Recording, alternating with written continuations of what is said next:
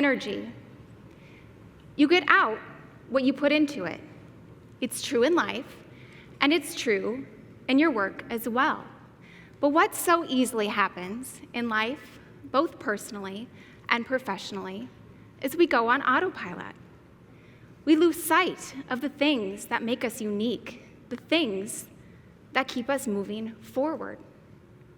We cruise, and that works for a while, until it doesn't, because disruption and change are inevitable.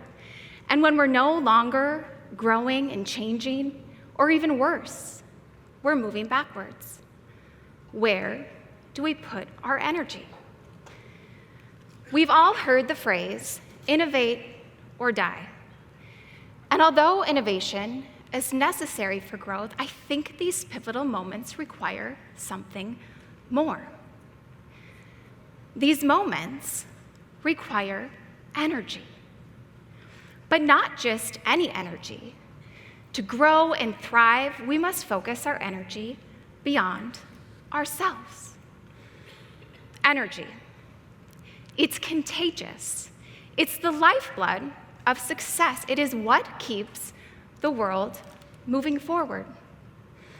When I mentioned to my husband that my talk today was going to focus on energy, he said, "As in physics?" No, I am definitely not a physicist, and I'm not going to talk about the true definition of energy today. For today's talk, I'm going to focus on the concept of community energy.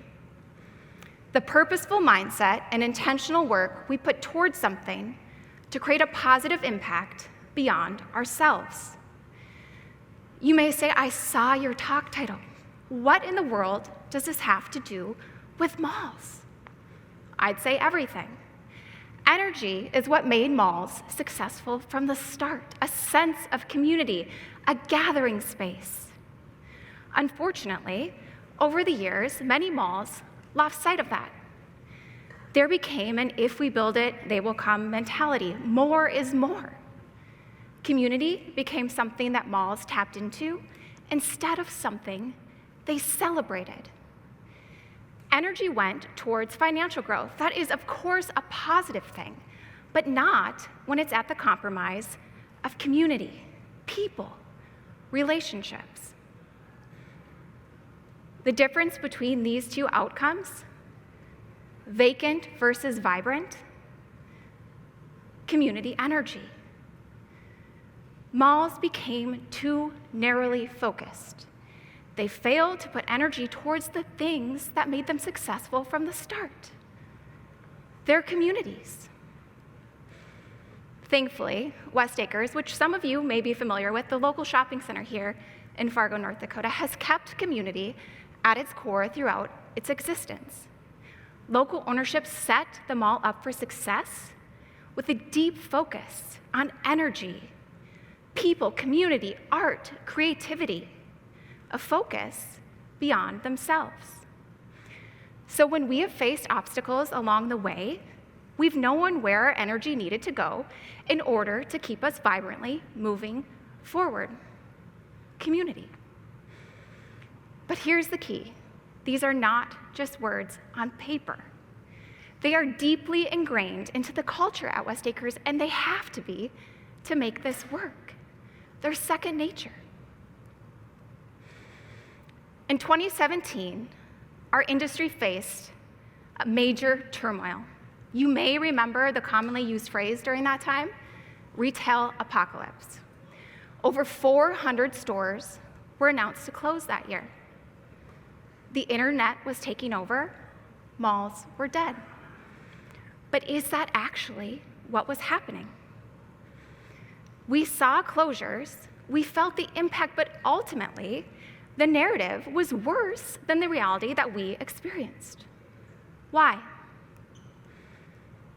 Community energy. Sure, there was a lot of uncertainty. We opted not to renew a lease on a nearly 80,000 square foot space. We had stores close, our vacancy rate increased, and sales and traffic were down. A common reaction of any malls facing those obstacles would be to cut, and a lot of malls did. They cut their teams. They cut spending on the customer experience. They cut community. We went a different direction. Instead of cutting back, we doubled down, and we put our energy and resources towards the things that some in our industry found to be unusual. Over the next 2 years, we launched an artist in residency program at a shopping center, and we've gone on to host 11 artists to date.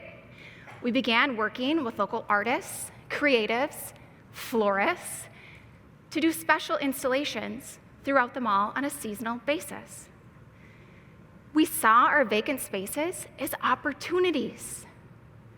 We paired fashion with art. We hosted children's story times. We held live local music. We showcased the creativity of our community. We partnered with a local arts organization to open 19 artist studios in what would have been a storage space. We continued giving back to organizations in need. We did things to ensure that the energy at the mall felt good, but we did so while also ensuring our energy went beyond ourselves. 2 years later, by the end of 2019, we had filled a majority of that vacant department store space.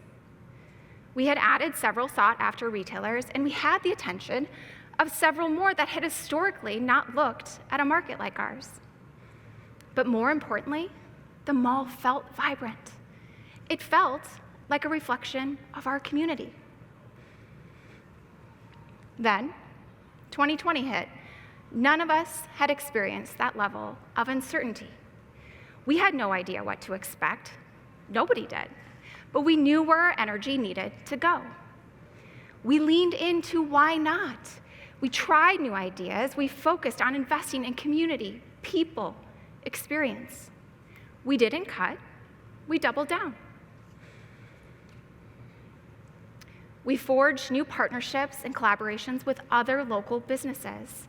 We infused our halls with community and energy. Slowly, our stores reopened. Customers returned, and when they returned, they didn't find a mall that felt uncertain. They found a mall that felt full of community, full of energy. 1 year later, we had a record-breaking year. Here's the thing.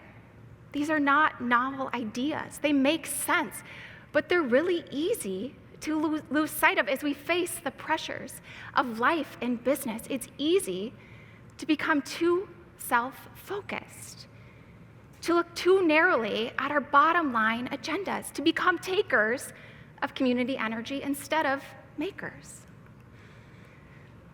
But our community is not a market to tap into. It is an essential part of our existence. It is our duty to celebrate its uniqueness and make it a more vibrant place. What if we focus our energy beyond ourselves?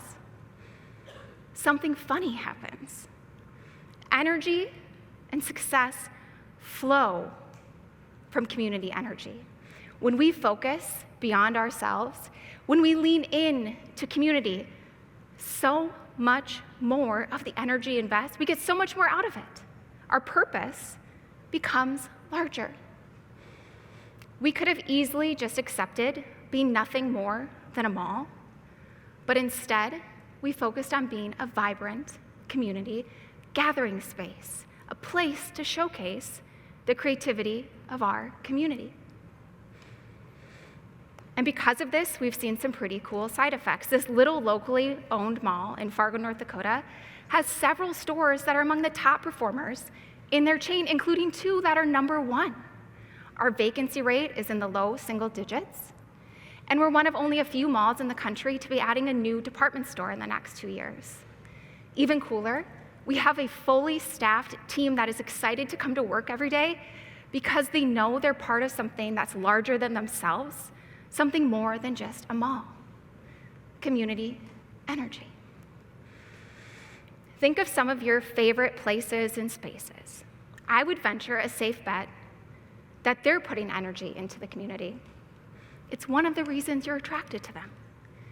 Think of some of your favorite people. I bet their energy flows beyond themselves. So how does this narrative about a mall in Fargo, North Dakota relate to you? You can be a maker of community energy. When you leave here today, I want you to think of one or two things that you can put your energy towards that has a positive impact beyond you. Make them part of your values. Make them part of your company's culture. Embrace them, talk about them, and make them second nature. You or your business will become more vibrant, and in turn, so will the people around you. You can become a maker of community energy.